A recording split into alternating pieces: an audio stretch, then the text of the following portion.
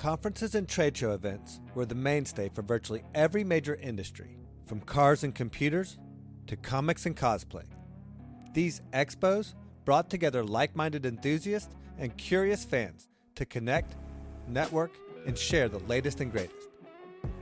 I have repeatedly talked about Podfest and the impact that podcasting conference has had on this show as a perfect example.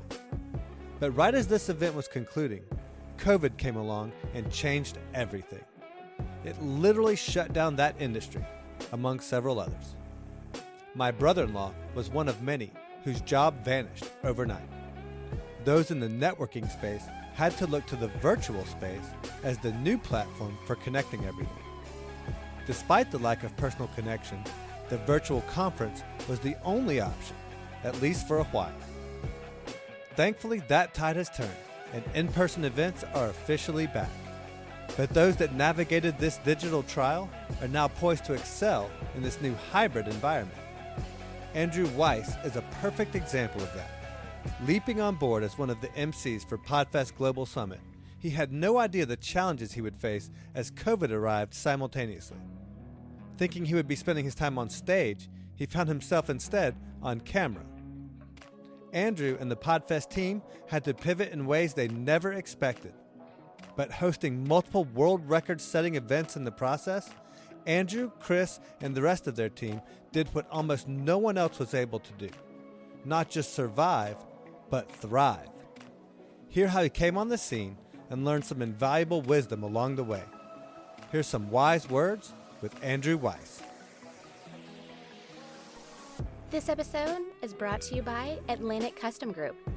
Atlantic Custom Group specializes in the unique and inspiring.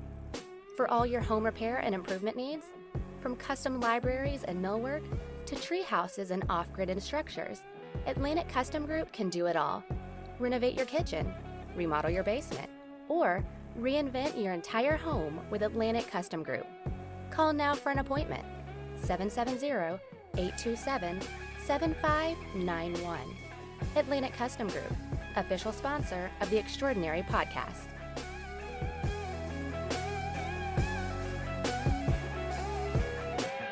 Let's do it. This is the Extraordinary Podcast, and my guest today is Adrew Weiss. Hello, happy to be here. How's it going, man? Oh, I'm super excited. Living the dream.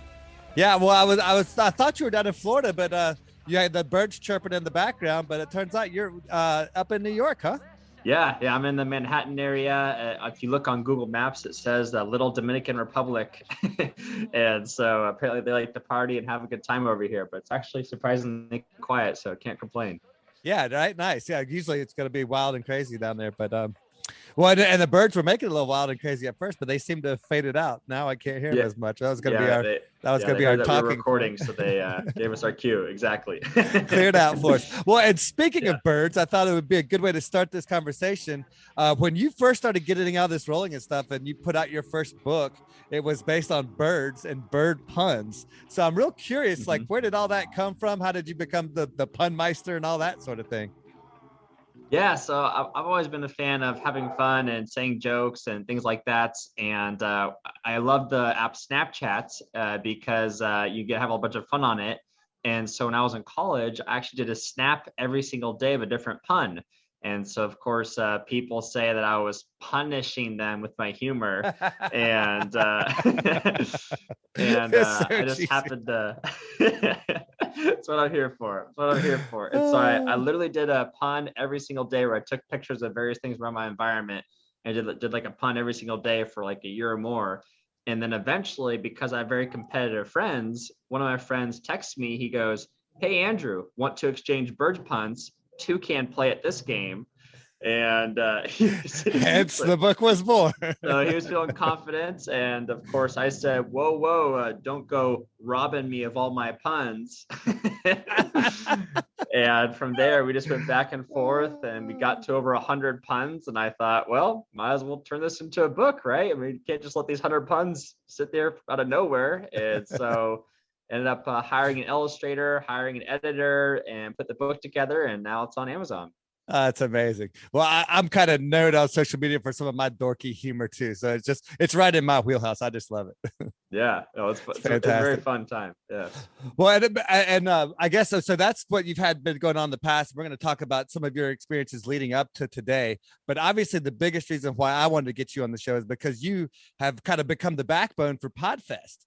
Mhm. And Podfest, if anybody follows any of my stuff, they all know what a huge fan I am of Podfest and what a huge impact it's had on me and my life and this podcast and all that we've been able to do. And it's just been so crazy to see now. It's been, I guess it's about 15 months or so since the first Podfest that I got to attend. And to look at what has transpired over the last 15 months, just it blows me away. It absolutely does. So tell me about how you got first involved with Podfest and Chris and all this good stuff. Yeah, Chris is definitely better at telling the story than I am. Essentially, it was really a perfect match for us in a way, in the sense that I grew up in an entrepreneurial household. I was definitely always loved being in the event space. When I left my full-time job at Young Entrepreneurs Business Week, where I traveled around Oregon giving presentations to high school students about professional skills, I launched my own coaching practice. And then through the coaching practice, I put together my own virtual event called Fight the Fluff. And the fluff references, I'm sure Nate and people who are listening, you've all heard a speaker who gets up on stage and they talk about how important their content is, but then they don't actually have any meat to their content. There's nothing actually like tangible or helpful. And you're like, what did I just listen to? And so I created an entire event about combating that. And one of the speakers, Tyler Basu, who I invited, thought the event went well. And because Tyler knows Chris, when Chris was looking to do another event after Podfest that was virtual, Tyler connected us. And Chris likes to tell a story how that was just some 26-year-old who put together an event. And he remembers when he was 26 years old, he didn't know much. He's like, oh, I can't work with a 26-year-old.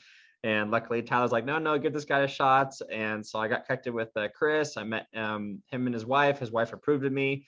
And so I essentially got full-time brought on for that huge event. And it was pretty funny too, because Chris said, all right, so how many speakers? Oh, so by the way, Andrew, you're gonna be handling about 150 speakers. And I said, okay. And then about 2 weeks later, we found out that I was actually managing over 350 speakers. And so it's definitely a big jump, especially because Chris said, oh yeah, Andrew, you're gonna have an assistant here, and it just being me doing pretty much all those assistants work too. So, got thrown into the deep end, quite literally. I definitely did, but we definitely survived. And thanks to the Podfest community, we were able to pull it off and break a Guinness World Record in August 2020, which was incredible. Well, and not only did you survive, from the outsider's perspective looking in it, you thrived. I mean, the Podfest Global Summit that we just did back in March was a huge success, and you were basically the moderator through at least the whole full first week and a good chunk of the second. And then here we just got done with the Podfest Masterclass series, and you were emceeing your way through all of that as well. So like, I know we had to schedule this interview around you coming up for air just to be able to breathe for half a second for all that was going on about that. So let me ask you this. So in retrospect, having looked at some of these virtual events and having been just inundated with all these opportunities, what have you learned the most from it, and what has been the most meaningful or beneficial thing that you've taken away from it? Yeah, one of the biggest things I've learned is definitely the importance of building a community of people who love the brand and love the leaders of the brand as much as the content itself. We definitely wouldn't have been able to pull off a successful event had it not been for the community helping out. Like, for those listening, essentially we use an app called Hoova, which is a very fancy app. It's like Facebook groups on steroids. And the reason why Hoova is so great is because you could have different community topics. And one of the topics is ask the organizers anything. And so you'll get all these questions of people from the event who are asking all these questions, but then us as the moderators and organizers wouldn't even have to answer the questions because other people in the community would be able to answer it. And so it's been so incredible to kind of have that brand loyalty and that spirit where people constantly give back to each other. And that's one of the top values of Podfest, is having a good community and having a positive attitude and being helpful in nature and just being able to enjoy that. And then one of the things that stuck out to me as well, so one of the speakers from Podfest Global, her name's Andrea, and she talked about how when you're building your brand for yourself, you want to ask yourself, geez, what is that one thing I wish I had learned earlier in my life, which could have helped propel my life forward? And then once you've decided that you've learned that one thing, then how can you teach other people so they can learn that one thing too? And I really like that, because there is a thing called the curse of knowledge, where once we actually learn something, I believe there's three things that happen, but I'll try and remember how many at the top of my head actually happen. The first thing is you go, oh, I should have already known that, duh, kind of thing. The second thing is you think everyone else already knows that. And then I think the third thing is like, oh, I guess that thing isn't even that important in the first place, kind of thing. And so it's kind of recognizing that it's okay to acknowledge when you learn new things, and that can be used to help others too. Yeah, I found that's we all too often take for granted that everybody else understands or has had the same experiences that we have, so that their opinions should be formed accordingly.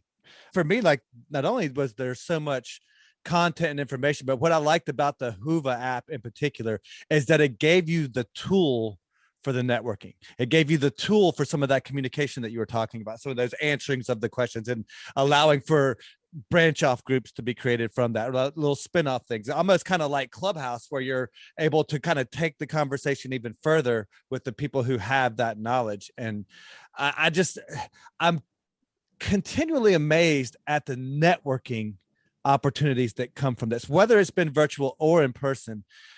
The content is amazing, and I've got page after page of notes for content, but yet that's really, I think the networking maybe even be more valuable than the content itself, which is just, it's mind-boggling. Yeah, when you're bringing people together who have a good attitude, who want to sincerely help each other, I mean, it's pretty awesome. I mean, these speakers, they normally charge thousands of dollars to present, and one of the Podfest values is that we don't pay any of our speakers ever. And the fact that the speakers really also host little community meetups, where essentially they host little informational workshop setting for complimentary access as well, is incredible. Just everyone's here to serve, everyone's here to help each other out. And it's amazing how humble people are too. Like, no matter how much money they're making or how big their brand is, they're just here to help out. Even if it's just like this person who's just getting started with building a podcast or creating a video brand or create an online course. And when you get to be a part of that culture, that environment, it's an incredible feeling. Okay, so I'm going to pick your brain a little bit. We're going to get a little bit nerdy and Yes. spin off here a little bit on the group meetups and the building of the community, and specifically creating the live event space. Because for me personally, that's kind of one of my bigger goals out there, is to kind of have something like that in Atlanta. I think there's such a huge presence and a thing going on in this town in particular, with Hollywood coming here, and then obviously the social media presence is just really over the top. What was your experience first creating that first group, or that first meetup, or that first event, if you will? And what advice would you have for me as somebody trying to do that? So the question is, what advice would I give for someone who wants to put together the first virtual event or event in general? And what was yours like too? What was your personal experience like doing that the first time around? Yeah, so I would say the first thing you want to do is work backwards. And so really making sure you know what the outcomes of the event are going to be. How many speakers do you want? How long is the event going to be? How much money do you want to make? How many people do you want to attend? And get a sense of working backwards. The second thing is really essential, is getting someone to help you in the process. So whether that is an assistant, whether it's a coach or a mentor, because there's a reason why, even though Chris, for example, he's the creator of Podfest, he's done 2,000 events over 10 years, he still hires help for every event, because he knows there's no way he could. Yeah. It's not a one-man job. And so really making sure you get the help that you need. And I'm glad the birds are back now. They're getting all excited about things. I love it. I think that's perfect. And then really determining, one of the things I did mess up on in my first virtual event is I didn't have a budget together. And so I went way over the budget. So really making sure you have a decent sense of what your budget will look like, so you know to stay within those parameters. But those are definitely the three main things, is just working backwards from what you want, making sure you either acquire help by paying for it, or being able to have a trusted colleague who can help you along the way. And then also understanding your budget to make sure that you don't break the bank to put an event together, for sure. Tell me about your first event that you ever organized. What was that like? What was it for? What was that experience?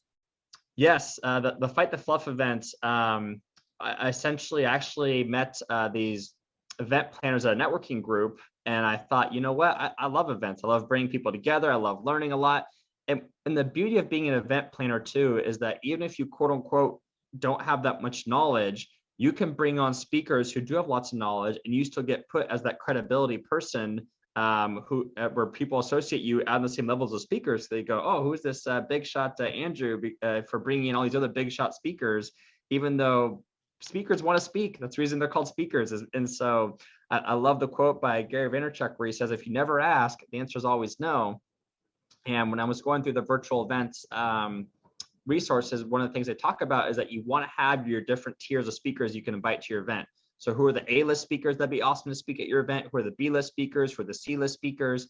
And just really outlining, in a perfect world, who would be speaking at your event and why, and how can you go about reaching out to them? And so I definitely made sure that I hired event planners to help me with the event, make sure it's successful. It was a really great experience, being able to bring speakers to my event, because the beauty of it is it really is a rolling snowball effect. Or once you get some good speakers, they'll say, oh, my buddy over here does this, and they're really good at speaking about this. You should invite them too. And you're like, okay. And I know a guy would be perfect for that, or I know exactly. a perfect resource for that. Yeah. Well, there again, like that's what Podfest has always meant to me.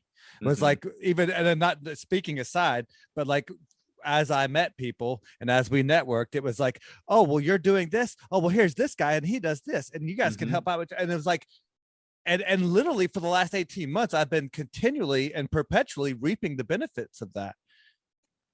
It's crazy, man. 100%. It's all about altruism and reciprocity. I mean, giving without expecting anything in return. And then I'm sure, as you've experienced, even when you do that, things just happen to come back your way, just because of the giving spirit. And so just being able to recognize that.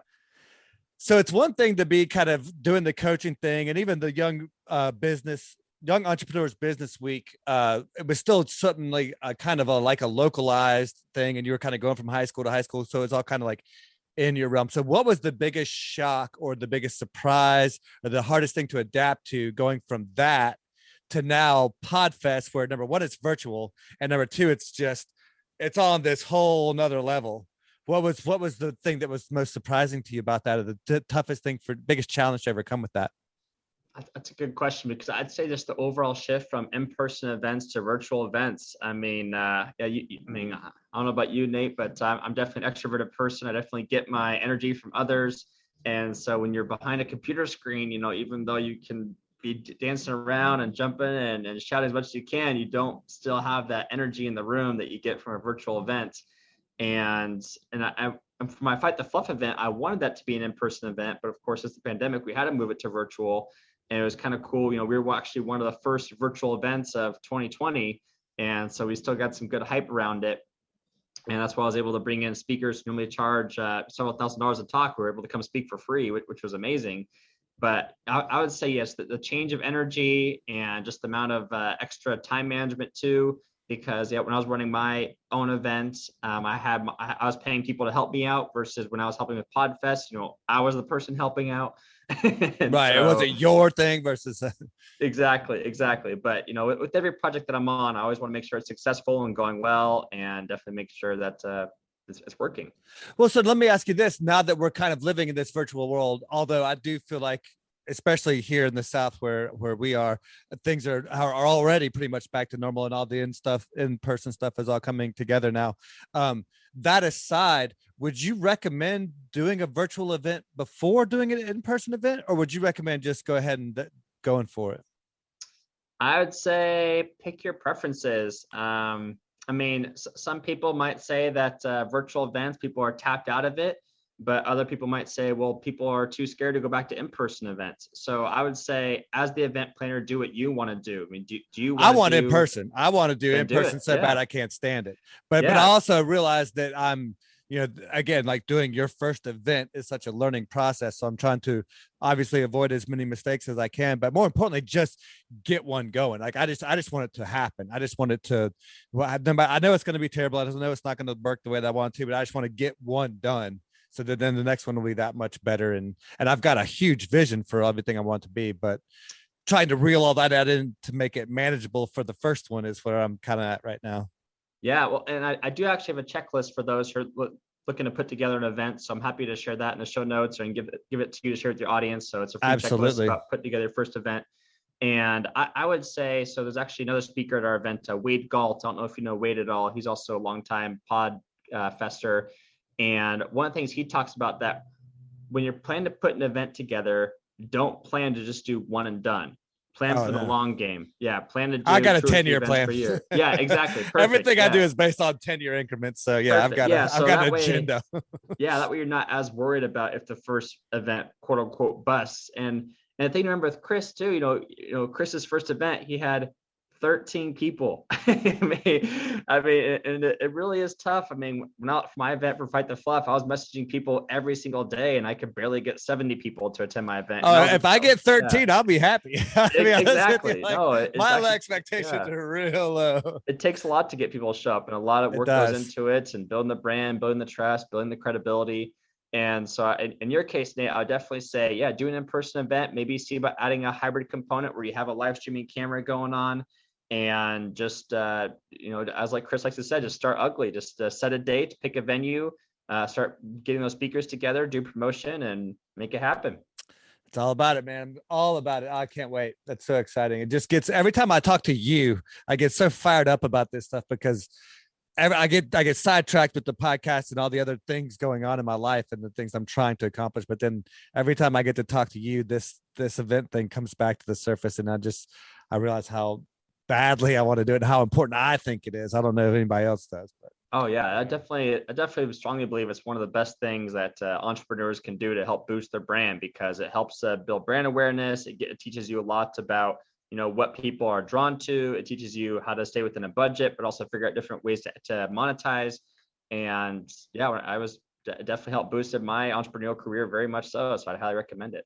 Yeah. Well, and I guess we would be remiss if we didn't talk about the next live event that you guys have coming up.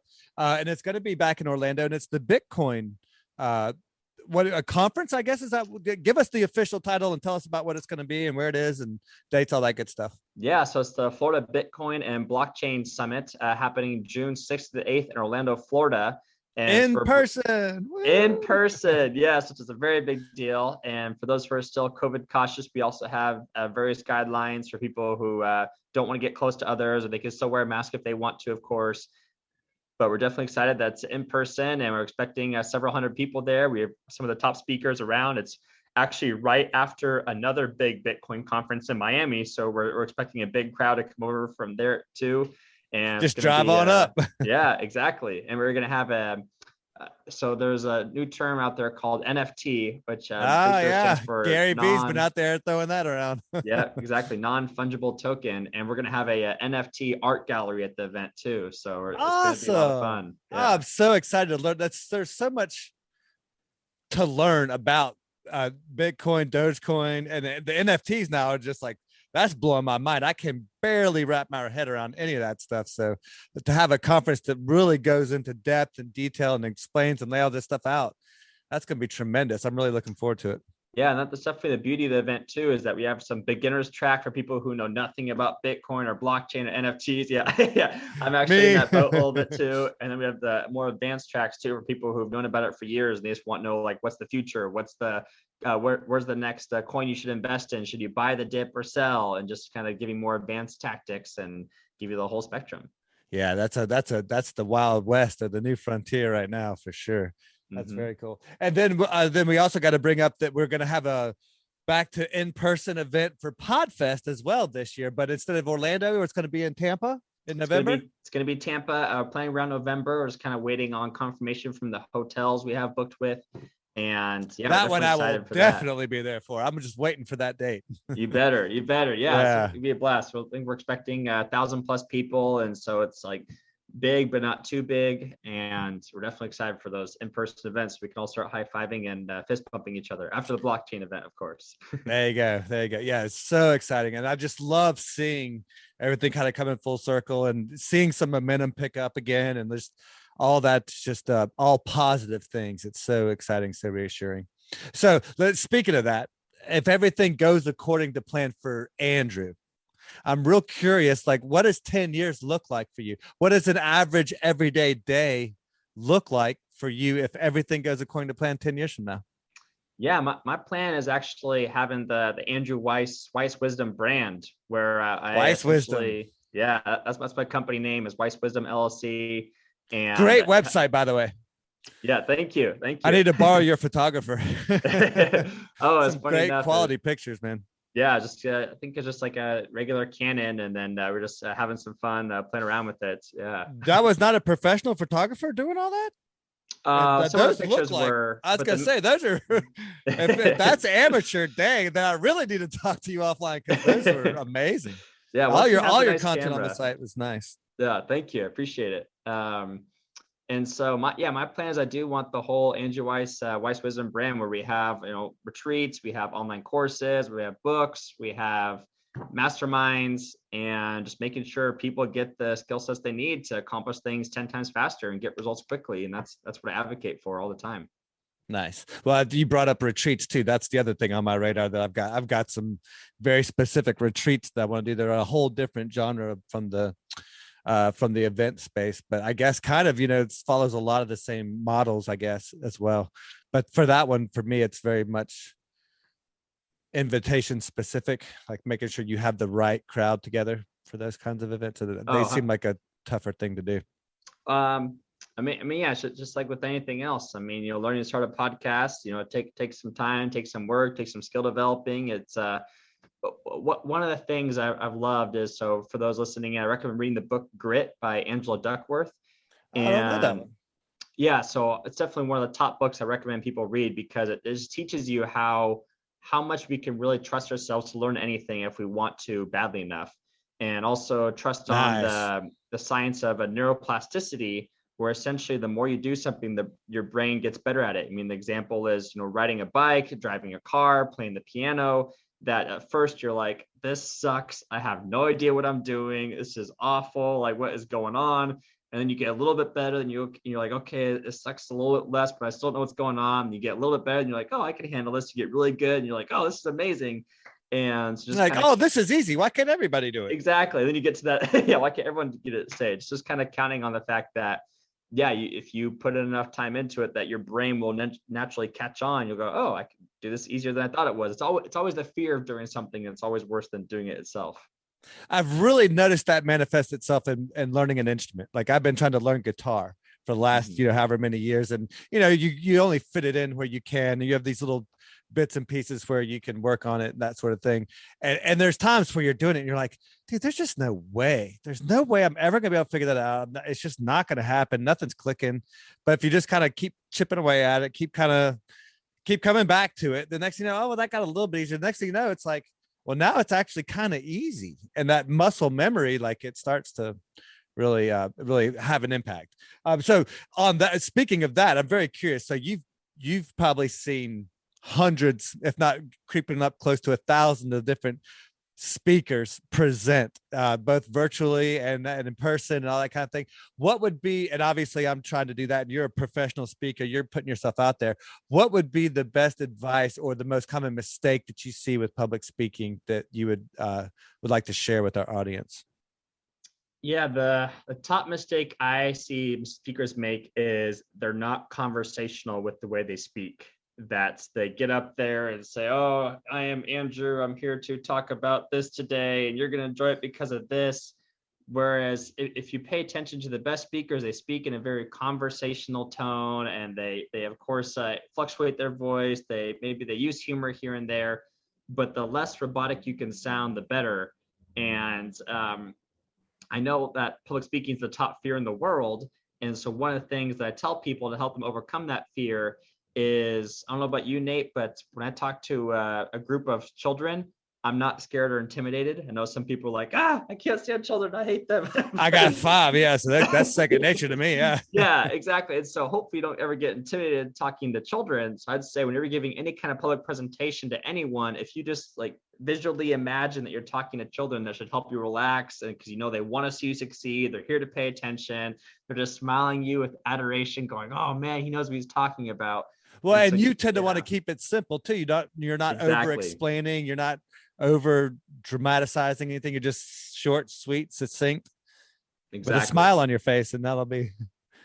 Yeah, no, that's exactly how it goes. And so being able to incorporate that is essential. Yeah. So what about public speaking in a in-person setting versus virtual? What would be the comparison between those two. Any advice between the two?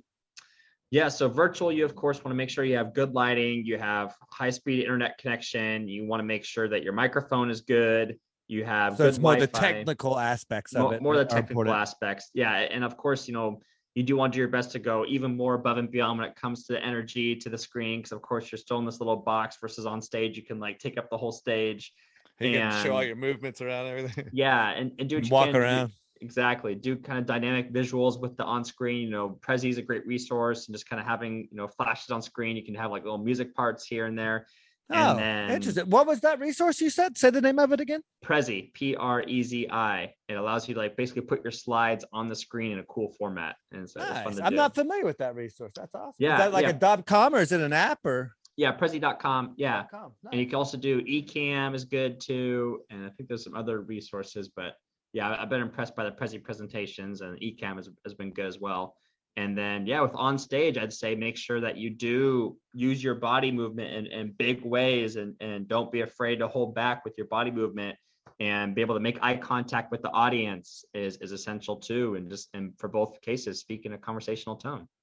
Well, and the biggest thing that I tell everybody, and what Podfest has provided to me, is just putting in those reps, like getting those opportunities. And I mean, getting to have the opportunity to speak with you guys for me was such a incredible blessing. And I learned so much, especially because that was the first time I had presented some of this stuff in that format. So it was just so incredible to get that opportunity. So grateful for that. Well, we're going to start writing things down. We've covered a lot of content in a real brief amount of time. Tell folks where they can find you and more about your stuff, the book, all that. 100%. If you want to learn more about public speaking and getting booked and selling from stage, or if you want to learn about virtual events, you can definitely contact me on all social media handles at the Andrew J. Weiss. Well, all as in Facebook, LinkedIn, Twitter, and Instagram. So I'm at the Andrew J. Weiss. And then as Nate mentioned too, if you want to see my super cool website, you can go to weisswisdom.com and feel free to say hi there. Yeah. And you can make contact there and see, or book Andrew for speaking, all kind of different opportunities there as well. A great site for sure. All right. So before we wrap up, I also want to make sure that you have a chance. I've got 2 questions I like to wrap up with, my little Tim Ferriss things I stole from him. But also in plugging your own content, is there a charity or charitable organization that you support that you would want to mention as well? That's a good question. I don't specifically support one, but for my recent birthday, I did the research that Facebook, how Facebook helps you support charities on your birthdays that people can donate money to.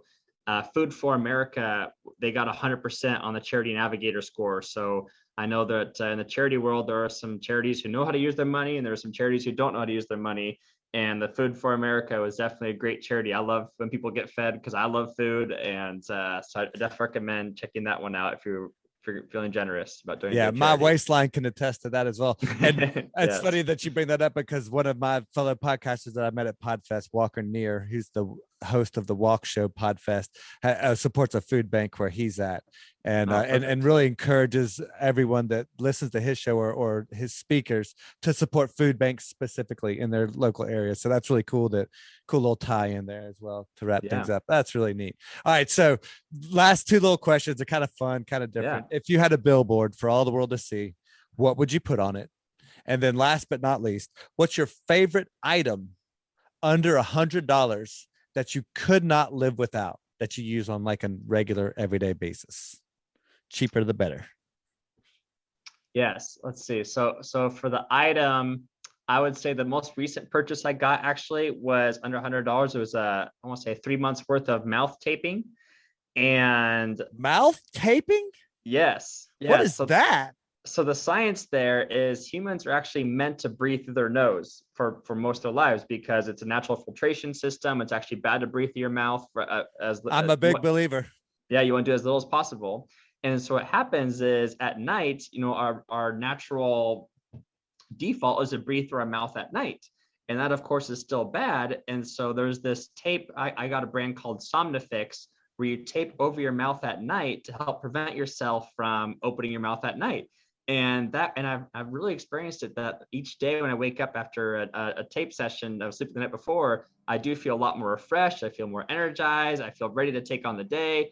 versus, but it does take some practice because most of the time, because a lot of the times too, I wake up with the tape on my finger because like I subconsciously ripped it off. Trying to get it off, yeah, just like kind of thing. Yeah, exactly. So it takes some practice, but I definitely, when I do wake it up with the tape on my mouth, there's a good feeling that I was A, successful with it, and B, do feel more energized and feel like more oxygen got to my body better throughout the night, essentially. So how about that? Checking that out. Yeah. Oh, that's amazing. I've never heard of that before. I mean, I am a huge advocate of nasal breathing and the science behind breathing through your nose as opposed to your mouth. All that makes perfect sense to me. And I guess I'm lucky enough that that's how I if I'm not able to do that when I go to sleep, then I can't sleep. I wake up.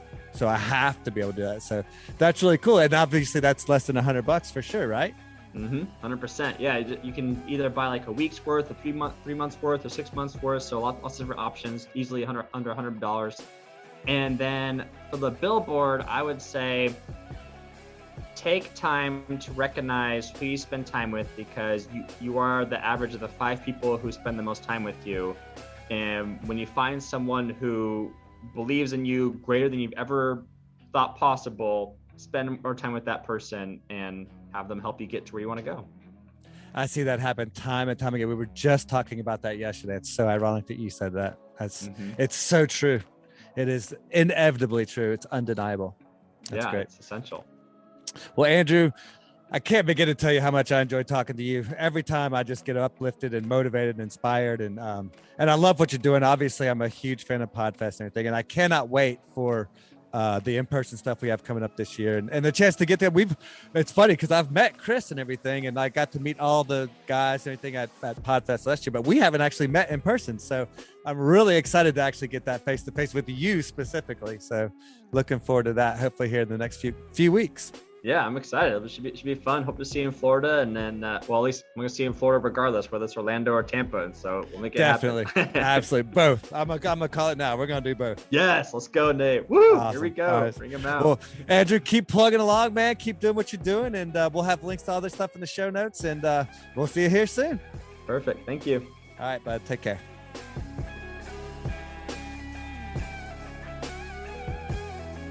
This episode is brought to you by Atlantic Custom Group. Atlantic Custom Group specializes in the unique and inspiring. For all your home repair and improvement needs, from custom libraries and millwork to tree houses and off-grid structures, Atlantic Custom Group can do it all. Renovate your kitchen, remodel your basement, or reinvent your entire home with Atlantic Custom Group. Call now for an appointment. 770-827-7591. Atlantic Custom Group, official sponsor of the Extraordinary Podcast.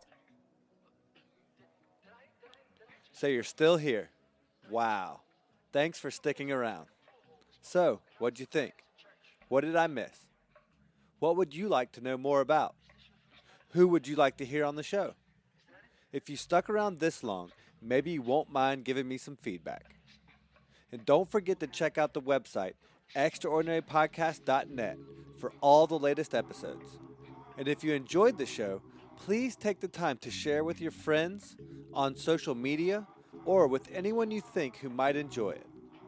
And last but not least, if you're ready to start living an extraordinary life, check out 8keystogreat.com, where you can craft your free blueprint to renovate your career, home, or lifestyle. The program is free, but you have to do the work to unlock each key. And finally, if you'd like to speak with me directly, you can book a free 30-minute Zoom call directly through my Calendly link on the contacts page. And in the meantime, check out some of the other exciting interviews with ordinary people living extraordinary lives. Thanks for listening, thanks for sharing, and most of all, thanks for just being you. I'm Nate G, and we'll see you next week.